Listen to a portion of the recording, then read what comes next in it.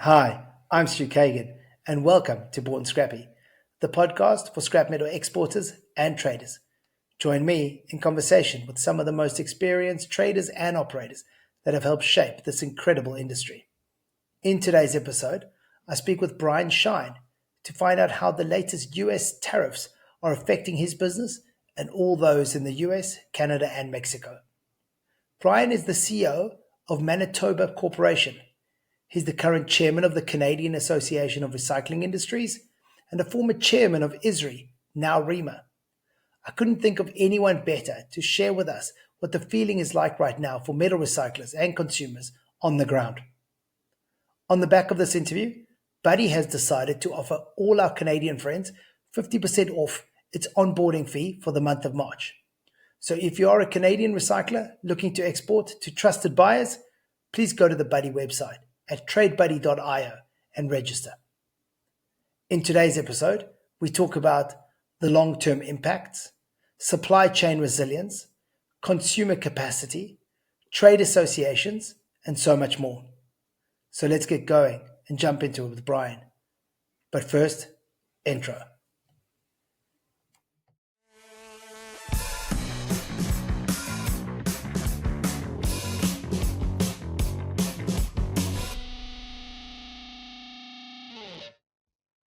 Hi, Brian. How are you? Doing really well, Stuart. How are you today? Yeah, I'm awesome. Thank you. Welcome to Born Scrappy. It's a pleasure having you on. Thank you. I'm happy to be here with you today. Looking forward to it. Brilliant. I mean, no doubt, very, very tough times for you and the industry in North America. But, we'll delve into that. But, I'm glad we got you on anyway, because I do see you at all the conferences and we hang out wherever possible. And I'll be seeing you in like a week's time in Atlantic City. Yeah. Yeah. Great. Thank you. Awesome, Brian. So I kind of want to understand for those that don't know you, and I think anybody around the North American scene definitely knows you very well.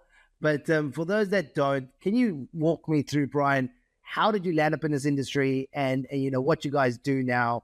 And I think there's also a succession plan of some sort as well happening. So talk me through what's going on with you. Sure. Happy to do so. So yeah, long history of me personally, but this really goes back to my great-grandfather who immigrated from Eastern Europe, settled in Buffalo. I'm not sure why he picked Buffalo, but he did. And he was trying to get a job in a local factory, and because he couldn't speak English, they wouldn't hire him at the time. So it's a pretty common story in the recycling industry, as you, I'm sure, have heard many, many times and well know. He had to feed his family, so he started with a push cart walking the city streets in Buffalo, and he built up a business to the point he could eventually afford a horse and buggy, could cover more ground, and eventually had his own shop. My grandfather graduated from the University of Buffalo Law School in 1932 and practiced law for 7 years or so, but then realized nobody had any money to pay attorneys after the Great Depression. So he ended up joining his dad in business, and they continued to build it out. Initially, they were a rag recycler and became the largest rag recycler in all of New York State. But after World War II, when they invented synthetic rags, rag recycling dropped off a cliff. It was really an economic challenge, and he had to switch gears and started to focus on metals. Buffalo had 6 steel mills at that time, very crowded ferrous landscape, probably 30 or more scrap recyclers in the Buffalo area. So my grandfather, as he surveyed that, decided to go into the non-ferrous side of the business, thought there might be a little more of a niche or opportunity. And at first we were processing aluminum, and then we switched gears to copper. My dad joined in 1970 as he came back from Vietnam. He was a pilot, Air Force pilot, and his original thinking was he wasn't going to come into business. He was going to become a commercial airline pilot. But that was everybody's thinking coming back from Vietnam that was flying airplanes. So he ended up joining his dad in business, and he parlayed his love of flying into a really good combination for our business that was incredibly helpful in that he convinced his dad to invest in an airplane, and we could go out and about, see customers and suppliers all over North America, and be back, the next day to manage the business. So it became a really important tool because unfortunately, in Western New York, we saw a significant decline of manufacturing. Is true throughout North America, but certainly in the Western New York area, they went southeast, southwest, or back to Canada, as the case were. So we decided to keep this as our home base and hub, but had to go far and wide to be able to source scrap and sell scrap. And I joined in 1985 after graduating college. Actually, it was an interesting story in that I was supposed to, my dad had it arranged, I was going to go to New York City and work for a literally world famous copper broker, a guy named Harold Sachs. And Harold was over in London making a speech about 3 months before I was to go and work with him in New York City. And unfortunately, he went out for a run, keeled over, and died of a heart attack. So that was the end of my outside work experience. And rather, I graduated college on a Saturday and started working on Monday in Manitoba. But I decided to get involved in other activities, both industry related and outside the industry. And within the industry, I started as a young man, get active in our, at that time, ISIS and NARI chapters, which eventually became ISRI, and now, of course, is ReMA. So that was my early introduction to the trade association world, and it's been very helpful for me. I'm a real believer in being involved in trade associations. At this point, ReMA and CARI, and we switched gears, as I mentioned, to copper. So for the last 45 years or so, we've been focusing on copper as our primary commodity, and we have operations in Buffalo still to this day, as well as St. Louis, Missouri, since the early 1980s. So we've had those two operations and then some joint venture activities as well. Brian, I mean, you guys have been doing this for so long. The reason why I invited you on here and we bumped you forward this episode is because you do a lot of cross-border work with Canada. There's a lot of business. I know you're involved in the association, CARI Association as well. So we thought it would be great to talk us through, if you could kind of talk us through what's going on with the tariffs at the moment, with obviously the Canadian tariffs and Mexican as well. But how are these new tariffs impacting the Canadian scrap metal companies and also the US companies? What are you actually seeing out there at the moment? So actually, just before I jump into that, I just want to say that I am the current CARI chairman. I was put in place at the last convention last June, and it was fascinating timing in that at that point we had hired a brand new president and CEO, and we introduced him to all the members at the convention. Subsequent to that, he ended up leaving the trade association. He went back to what he claimed was the only opportunity that he would take to leave us, because he was really off to a great start and enjoying it. Well, that departure led to a tremendous opportunity for us as CARI, the Canadian Association of Recycling Industries, in that we hired Jacqueline Lotzkar. Jacqueline is a well-known industry professional from British Columbia, very active in ReMA, and they sold their family business, which was 112 years in operation. And so an opportunity presented where we could bring her in as the next president and CEO. Her first day of work was the very first day in February, and that's when this all started. Wow. Over that weekend, leading into her first day, is when President Trump surprised us all with this announcement of tariffs. And the entire weekend was spent for my company, but for everybody, trying to figure this out. And we literally had to go through purchase contracts as we source a fair amount of material from Canada, and we sell back finished goods into Canada too, and trying to understand the impact and what this might do. So we spent the entire weekend preparing to cancel contracts or put them in abeyance, and then 24 hours later, it was reversed. So it was a mad scramble then to put everything back on. At that point, it was a 1 month delay, and I teased because I was the ReMA chairman from 2018 through 2020, and I'm now the CARI chairman, as I mentioned. And in the time since February 3rd till now, I've received more emails and phone calls from members than I did my entire 2 years as the ReMA chair. It has been a mad scramble for everybody, and the Canadian recyclers and the U.S. recyclers are all impacted. It is such a close working relationship in terms of both supply and sale of recyclables that cross the border in both directions, that it has a significant impact on everybody involved, and especially in particular the people along the border from a U.S. perspective, and really throughout Canada. Canada needs the U.S. as a market for sure, and it represents an opportunity to sell their collected recyclables either for further processing or direct melting, and all of that happens. And the same thing for the U.S. People. We're sourcing from Canada.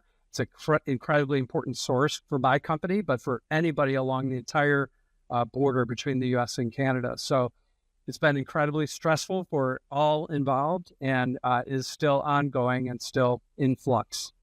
Brian, I had my own metal recycling business when I was in New Zealand when we went through COVID lockdowns. And I don't know if you read or heard about how bad New Zealand was for a time.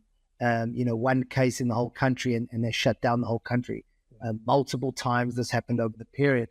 And when you were in lockdown, we weren't allowed out of our houses. It was very stressful. We had businesses to run. The hardest part was the not knowing. It was kind of, how long will this go for? And that made it really difficult, because I always look at, difficult situations. There's an opportunity somewhere in there. Like I'm constantly going, okay, this works. Now I know the parameters. I know the game I'm playing. I'm going to look for the opportunity. I did that when I was in South Africa, when the regulations came in there for the company. And I did that as well at certain times when we launched a waste company in New Zealand. But it's the unknown. It's what happens next? I can't have a strategy if I don't know if there is going to be a tariff or not have a tariff. How are people dealing with that? That's really stressful. So as you just stated, most recyclers are incredibly entrepreneurial and gutsy, and really consider what the facts are in front of them. And to your point, that's exactly what they do. There's got to be an opportunity here, and they strategically step back and think about what's the impact on my business, and what are those underlying opportunities that maybe this whole time they were there, but this situation forces us to step back and really think about it.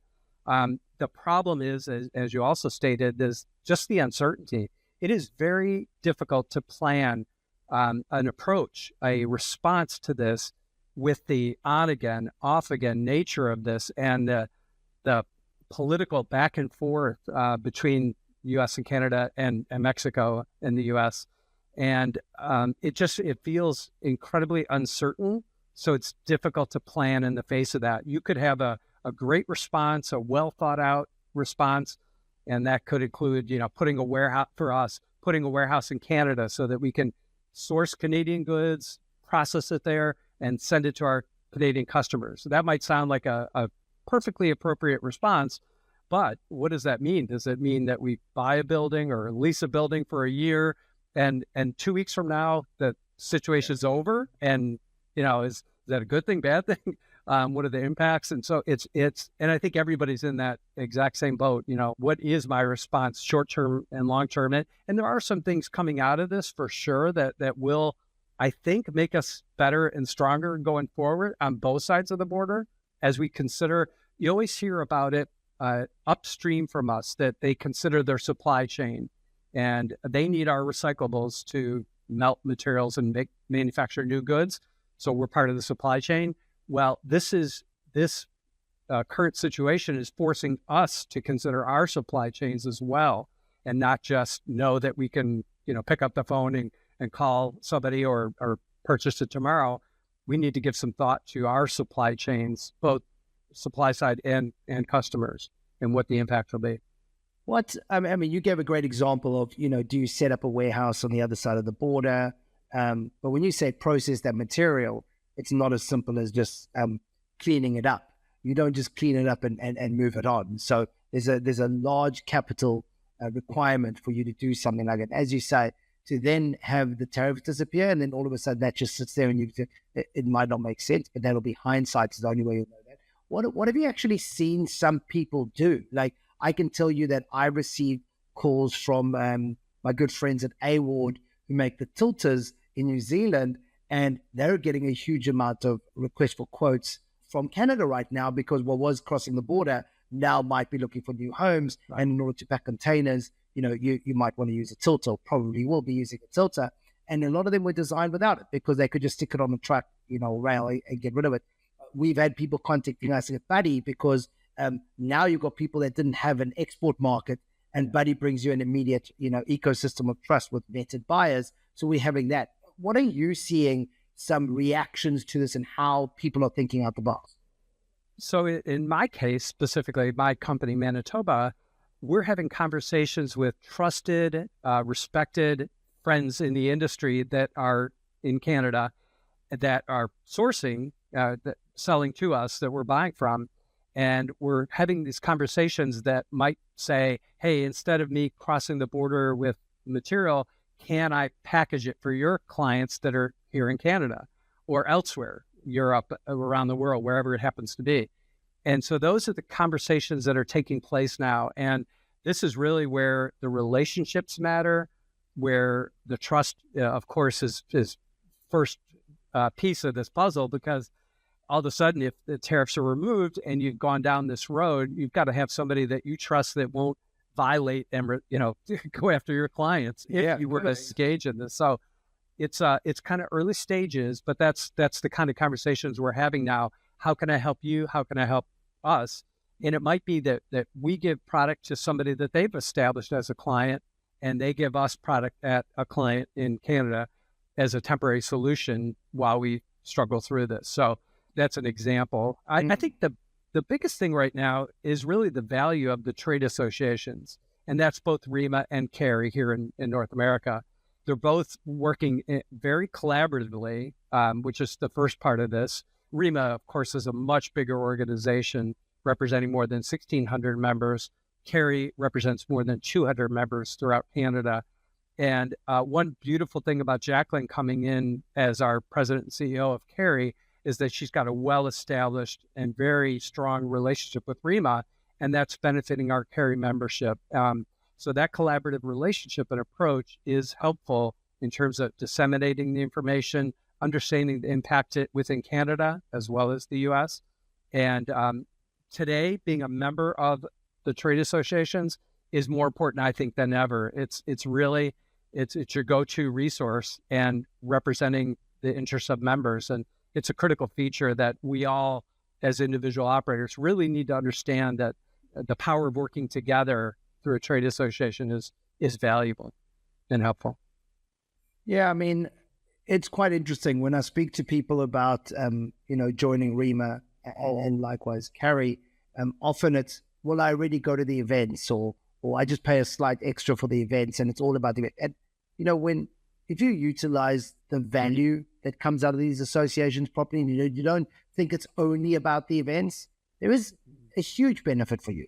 But it's because a lot of people have their blinkers on and think, well, all ReMA or CARI is a couple of events a year. There is so much more value. We don't have to go into all of it today. We want to talk more about the tariffs, but really, I mean, I'm a huge proponent of joining a local association and getting involved and getting the value from it as well. Don't just assume, it's just about going to the meetings. Log into the website, get that data that you need, communicate, get the emails. I mean, I'm getting email every morning from ReMA that's telling me that the tariffs are off, and the day before the tariffs are on. So it's a really good point. What do you think the long-term effects can be for the industry with this yo-yo, I guess, on off? Do you think there'll be some sort of long-term effect for everybody, other than post-traumatic stress disorder at a later stage? Right, exactly. I do think there'll be some long-term effects that come from this. It is clear that in the case of President Trump, he is focused on the U.S., of course, going back to his platform of Make the U.S. Great Again. And really, that's, I think, what this is all about. At the end of the day, he wants to build a stronger infrastructure here that includes everything from beginning to end of the recycling process, as well as the manufacturing supply chain. I think this is going on around the world, by the way. China is in the same exact boat. They're trying to have their recycling industry mature and be able to process finished goods so that they can consume it there, manufacture products, generate a byproduct or a long-term scrap product through consumers, and then back in the chain. So I do think we will see a reduction of the bureaucracy and the regulations potentially associated with building a more robust U.S. economy focused on manufacturing.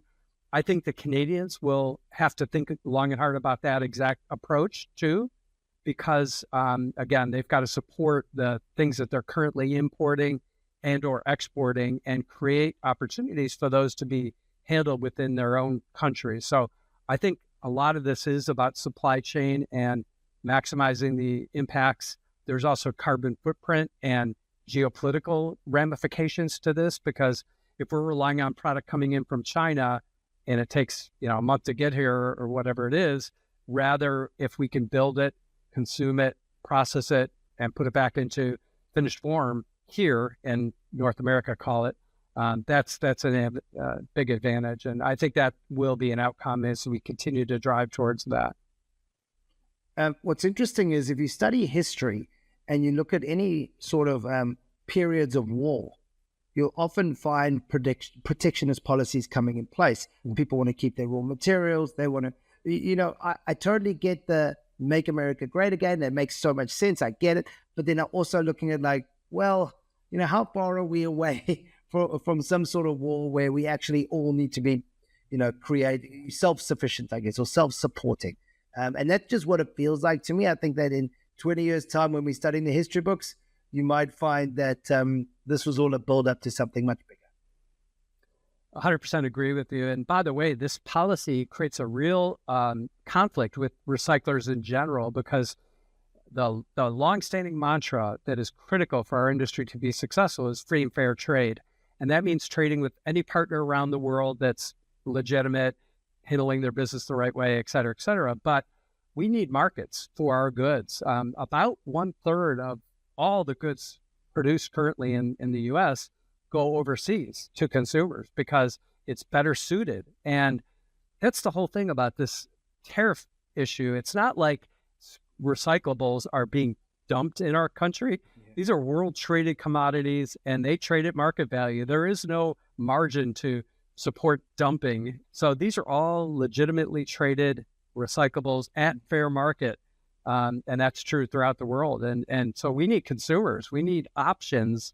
And so recyclers, both in the US and Canada, argue all the time for free and fair trade. That hasn't gone away. It's more challenging in the current environment, especially with the current administration in the US, because there's protectionist policies, exactly as you stated. And that's going to create some challenges, because until and unless there are consumers to support all of the recyclables in our country, hopefully it's throughout North America, but minimally in our country, it's going to be problematic. Where's the material going to go? There's only so many consumers. Yeah, absolutely. There still will be material exported. I think the other week when we were speaking to Amy Hinton, she was saying 25% of all recycled metal is exported out of the country, and she expects that'll maybe change by about 5% to something closer to 80%. Through all of this, it still leaves a huge amount of volume that will still need to leave the country, of course. For sure. Yes. What have you seen happening on pricing? Because you're so close to both sides, and let's talk both sides. What have you seen happening to pricing, and what do you think in the near future we will see? So in the case of recyclables crossing the border, as these windows open and close, we really haven't seen a lot of change relative to the commodity indication, meaning the COMEX spread on copper, which I can speak most knowledgeably about, hasn't really changed all that much. What has changed is the underlying commodity value. So in the case of copper, as tariffs are in place, the COMEX is rising fast and sharply. And then as the tariff talk settles down or is taken off the table, we start to see a little bit of a decline. So that's what we're trading off, that indice, but we're not seeing a lot of change in the spread so far. We have seen some widening, particularly in the case of number 2 copper, as a result of this whole tariff thing, because if number 2 can't be exported, either because of export controls or because of tariffs and countermeasures taken by foreign governments in retaliation, namely China, if that tariff is in place, that is going to create a significant widening of the COMEX spread. And so we are seeing that number two. We're not seeing it quite as much in the higher grades that can be consumed. There is no pass-through of tariff. I mean, that's just, it's not going to happen. We're not in a business that can pass that along, is to say, hey, we had to pay a 25% tariff to attract the goods, and therefore our customers are. That's not going to happen. So it is eliminating trade when tariffs are in place. Unfortunately, it just can't cross. And then when it comes back on, it's opening up again. And so we're in this on again, off again mode. I haven't really seen a direct impact in terms of the spread buying, but rather the underlying COMEX rising and falling. But what about, and I know this isn't necessarily something you focus on all the time, but you have a lot of relations across the border. What about on the steel and the aluminum side? Because surely the fact that we're not, bringing cheap coils and finished goods into the country, there is a much greater demand. We're seeing the prices for scrap increasing day to day for aluminum and steel. There has been talk a little bit about copper joining in on the tariffs as well internationally. So, I mean, maybe you can talk about that, but on the other non-ferrous and the other steel grades? Well, I wonder, I understand that's the short-term reaction, is that the pricing complex is moving up in steel, aluminum, copper, and as with these tariffs are threatened and put in place. In the case of steel and aluminum, this Section 232 program is not related to tariffs, meaning it's a separate bucket of tariffs, and that has been in place because President Trump is adamant about not being dumped on, or what he views as dumped on, and he wants those goods produced in the U.S. I wonder if Canada loses the ability to send aluminum and steel coils into the U.S. or other shapes, finished good shapes, if that eventually will depress the market in Canada, because you would think they don't need as much if they're not selling as much. And I think that's going to be the impact of that if those 232 tariffs stay in place. Right now, the current tariffs that are on again, off again, is only a further hit against that. So although the short-term reaction is markets up, I think that the longer-term impact, if this comes to be and is a long-term, I do think there'll be a depression of prices because, again, there's only so many consumers in Canada. Those materials, yes, they can be exported out of Canada to various countries other than the U.S., but that's a long freight and, financial risk, et cetera, all the things that Buddy works to mitigate. Those are going to be tested and probably become much more important. I think you're well positioned in terms of Buddy to provide a real good service to both the U.S. recyclers as well as Canadian. I think that's going to become more important.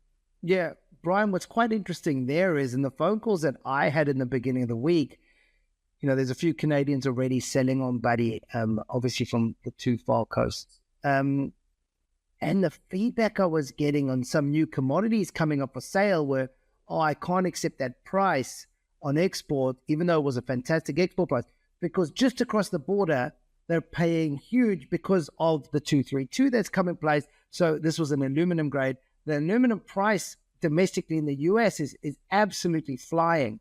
And there's such a demand right now for that material that it's kind of like the Canadians on the other side of the border are going, well, I want that price, right? And it's like, well, I also want that price. But so do all people around the world want the American price right now. I've heard of people in Dubai and I've heard of people in India currently flying out to the US to see if it's worthwhile bringing scrap into the country. So people are trying to bring in shred right now into the country because it's so appealing. But if you've had yourself cut off from a price that's now flying, I mean, obviously it's all played its part, right? There's a reason why it's flying, but a lot of them in the beginning of this week were not taking sales on export because of what they could see across the border. You must be seeing this. Oh, yes, we are for sure. And I think these are the unintended consequences of some of the Trump policy, meaning the need hasn't gone away. We still need the steel coils, the aluminum coils. We certainly need the recyclable copper and finished goods copper, by the way, too. A lot of primary metal in the form of copper cathode and copper rod comes from Canada into the U.S. and feeds manufacturers throughout. So that's really changed the dynamics in the landscape. But that so far, those tariffs are being absorbed and able to be passed through, and that increase all of our costs, our operating costs, and eventually it hits all of us and is really a form of taxation. So I think the Trump administration is seeing some of the impact of that in the form of the equity markets going down and hearing about, the manufacturers, hearing from the automakers. We still need those inputs. And so, yes, you're right, scrap, as long as it can trade across the border without the extra tariff, if it can be absorbed under the 232 with finished goods coming across, then that's advantageous pricing. Yes. Have you, and you guys have received more phone calls, as you said, in the last few weeks than you had in like 4 or 5 years. Have you heard of any sort of like resilience coming through from certain people? I know across the board, people are pretty resilient, but is there anything in particular that stands out for you? Yeah, I think from a capital perspective, there'll be opportunities for equipment manufacturing companies, because I think the trade is going to have to look at adding value with some of the Chinese policy that they need clean streams to feed, instead of sending low-grade insulated or insulated copper wire to processors in the U.S. that are chopping. I think people are going to look at, as an example, of putting in chopping equipment themselves to make a finished product that's ready to melt, to give them more options, to give them export options, whether it be, again, to China or other consuming facilities. So I think there'll be some opportunities, and I'm starting to hear inklings of that. And that's a potential threat to the U.S. recyclers that buy those raw materials that add value through processing. So that's one example of a resilient approach to this, and long-term strategic thinking about giving themselves options to add value to the recyclable. It reminds me of kind of like when we first started building Buddy. One of the main things was I always spoke about, I had a policy whenever I sold something, I offered it to 5 different people and never becoming beholden on one buyer. Because as soon as something happens and all of a sudden you can't sell to that one buyer anymore, it affects your business. Something can happen to somebody else, which immediately affects your business. And you can't run a business in that way that you're beholden to somebody else's performance or relationship. So it's quite interesting you say. So there's a lot of people out there that no doubt were sending in all their cable into the US to large granulators that were taking, and processing it. And now it's the, hold on, I can't be reliant on that anymore. It's the same as I've got a guy in Houston who bought a tilter that he hasn't yet used. He bought it from Award. He hasn't yet used it, but he has the ability at any time, if something goes wrong with his domestic buyer, he can immediately stick the material on export. And that's the same, I think, we'll probably be seeing by the Canadians now, is get yourself a tilter, make sure that you're either on the Buddy platform. We have the ability to open up markets so that if I can't sell to my usual buyer in the US, I can immediately still bring in the money, still have the cash flow. Because really what's going to hurt people, I think, if you sum it all up, it's going to be cash flow. Because you're going to hold material now, and because you're going to wait, hopefully the tariff drops, hopefully, something happens, something changes. And if it doesn't, you're sitting on that stock and you're buying every day with no sales. Yeah, it's twofold. So in the case of my company, again, when these windows open and the tariffs are lifted, we go crazy bringing everything in. And so in the past, you'd spread it out, of course, and manage your cash flow. Now we have to front load everything to make sure that we get the product in to satisfy our customers. So yes, you're right. It's cash flow at both ends, the supplier as well as the company consuming it. So, can you think of anybody that you've spoken to on one of these phone calls that's having a particular hard time? And you don't have to obviously mention any names, but is there something that just like, this guy was beholden to somebody and now his whole business is in trouble? Yeah, so I did speak with somebody yesterday in Eastern Ontario, and they were telling me that their business was built 100% to sell into the U.S., and they are scrambling to try to figure this out because, again, unfortunately, and the reason they were doing that is because they're competing with all the recyclers around them, and so by selling to the U.S., they can create an opportunity for themselves. They're not selling to their competitors, they're selling to alternative markets. If the U.S. is no longer an option, they have to figure out what to do with the material, and they're really scrambling and potentially at risk. I think that's the thing I'm hearing about on both sides of the border, because that it's probably going to lead to layoffs if this is pervasive and ends up sticking in place. It's probably going to lead to layoffs because there's going to be a reduction in consumption as well as supply. And so it inevitably is going to affect our workforces. And that's when you start talking about the very survival of these businesses, that's when it gets concerning for sure. Yeah, I totally agree. I mean, I remember COVID so well. And it's just that's when it gets really concerning. When you have the layoffs, you have businesses shutting down. I mean, there'll be people sitting on large amount of stock, which to me, when I first arrived in the country in the US, I was shocked to see how much stock certain companies actually sit on at any time. I hope the Canadians weren't necessarily doing the same as what I've seen in the US. I remember having George Adams on the show, and he has a rule about shipping to the floor in all of his yards almost on a monthly basis. But I would travel the US and see guys sitting on tens of thousands of tons of ferrous material. So if you were sitting on that in Canada at the moment, I think that becomes extremely hard. Remember, what are they doing on the buy side? Because it's an unknown. I don't want to hold expensive stock and have the tariffs come back into play. So are you finding that Canadians have dropped the buy price drastically? I really don't think they can do that at the moment if they want to attract the goods. There's still enough competition within Canada. Some, of course, very large players that cover a large geographic footprint within Canada. And I think the regional and smaller operators have really no choice. If they want to attract goods, they're going to have to play in that game, because the large companies still can export and do so and have markets more readily available to them. So they're still going to be buying out there. It may create opportunity for them to reduce their buy price, but I don't think that's happened yet. And one of the reasons is because, again, we don't, with this on again, off again approach and the way this is going down, it creates so much uncertainty. And so I don't think the market's really reacted to that yet. If it becomes long-term and it's clear that, 6 months or 6 years of this, then people start to take different approaches to this. But with the on again, off again approach, we're in the market every day. Everybody is. It's maybe had us go further and wider where we were sourcing from Canada. We're starting to have to penetrate deeper and further into the U.S. To source the materials. And that translates to higher costs because of freight. But the underlying commodity is basically the same spread, same opportunity. I don't see a reduction in buy-side prices, to answer your questions or question. Before we end, and this has been super informative, and this is what I expected when I called you, that it would be, add this amount of value and true life stories of what's actually going on out there. So that's been excellent. But before you get to run, I need to ask you a couple of quick fire questions, just so we all get to know you a bit better.